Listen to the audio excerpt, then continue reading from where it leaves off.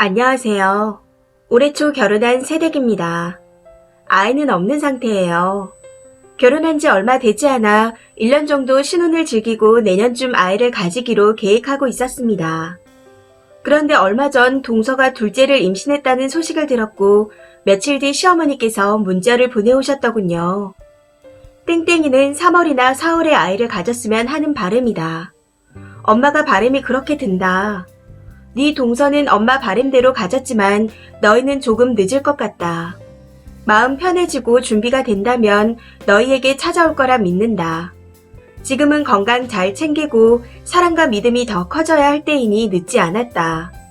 마음이 편안해지면 복 있는 아이 와달라고 기도하렴. 이런 내용이었습니다.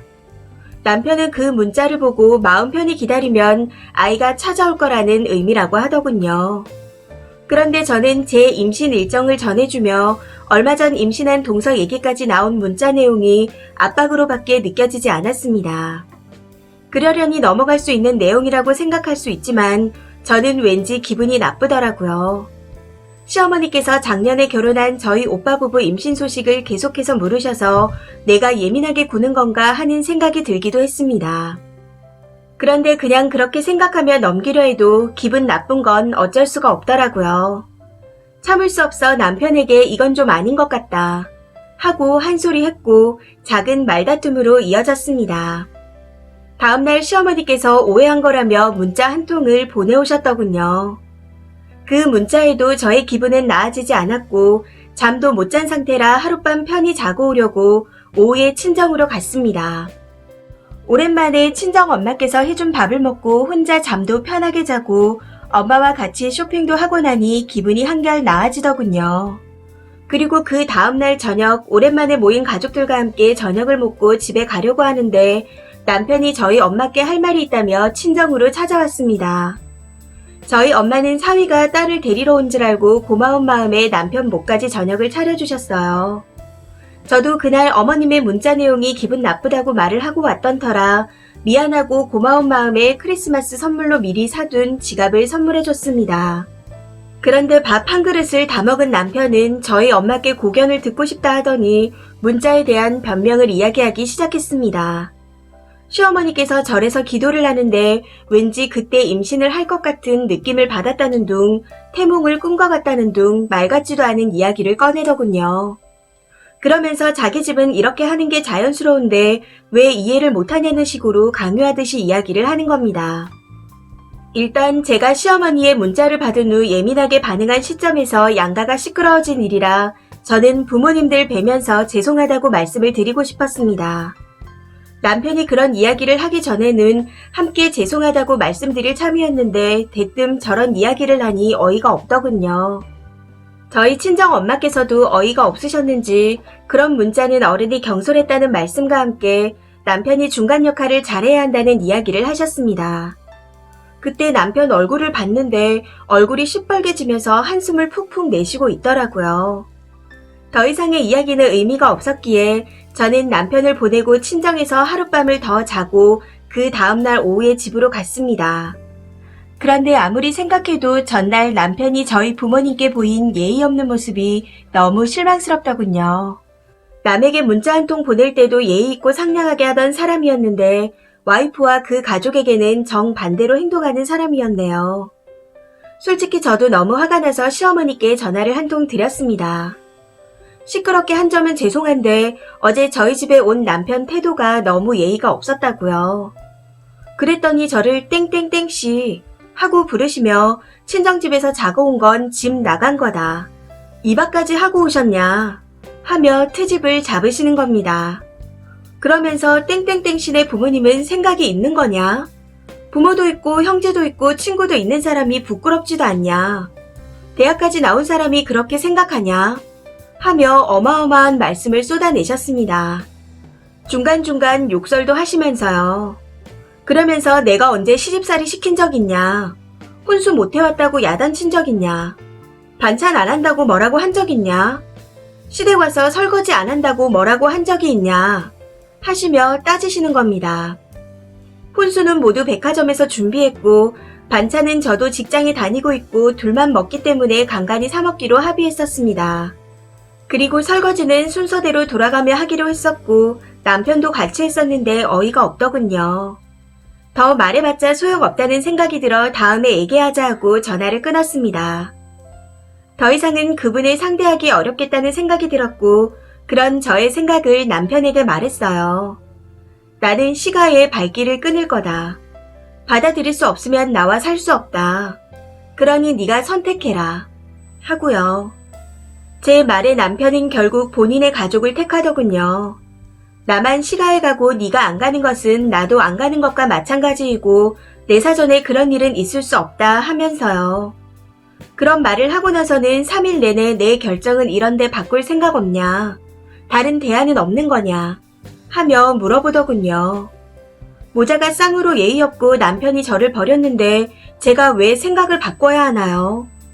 저는 일단 남편이 가족을 선택한 순간 이혼을 결심했고 남편에게 최종 답변을 달라고 요구한 상태입니다. 결혼한 지 얼마 안 돼 이혼 딱지가 붙어 서글프고 가족들에게 짐이 되어 미안하지만 저런 일들을 평생 겪으면서 살 바에는 애초에 싹을 자르는 게 좋을 것 같습니다. 그래도 저 혼자 먹고 사는 건 해결할 수 있고 친정 부모님께서 떳떳하게 살라고 갖고 계신 아파트 한 채를 주실 예정이라고 하니 든든하네요. 지금은 결혼하고 눈치 보며 한 주 걸러 시가에 불러다니면서 하지 못했던 재미있는 일들을 하면서 살고 싶은 마음뿐입니다. 두서없이 주저리 쓴 글 읽어주셔서 감사합니다. 즐겁고 행복한 연말 보내세요. 댓글입니다. 첫 번째 댓글.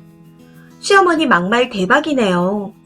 며느리에게 땡땡땡씨 하고 부르는 거나 끝까지 잘못한 거 모르는 태도나.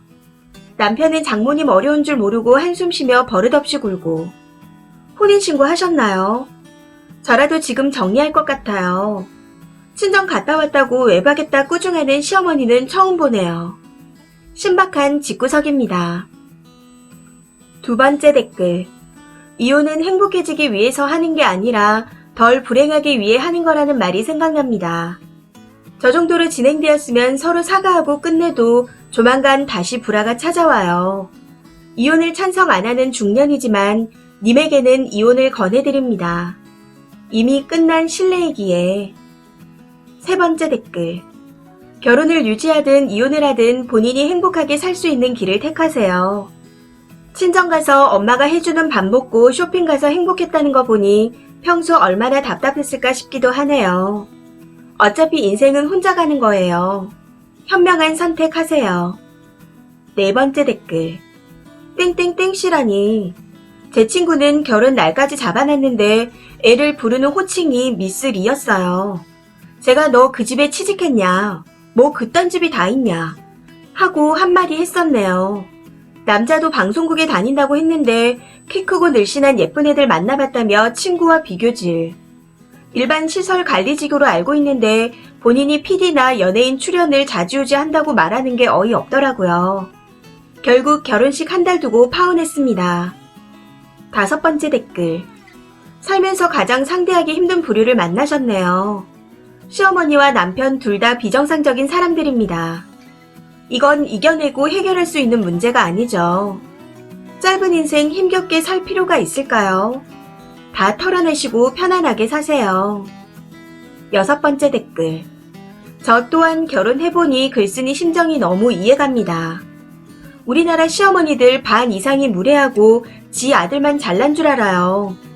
거기다 남편이 결혼 전에는 내 편만 들더니 결혼하고 나면 미지근한 태도에 더 열받죠. 저도 신혼초에 엄청 싸우고 이혼까지 내뱉었어요. 그나마 남편은 저를 선택해서 이혼은 넘겼지만 그래도 짜증날 때가 많거든요. 남편이 남의 편 되는 건 한순간입니다. 저런 남자들은 지 부모만 편들 거면 결혼하지 말아야죠. 결혼은 왜 하는데요?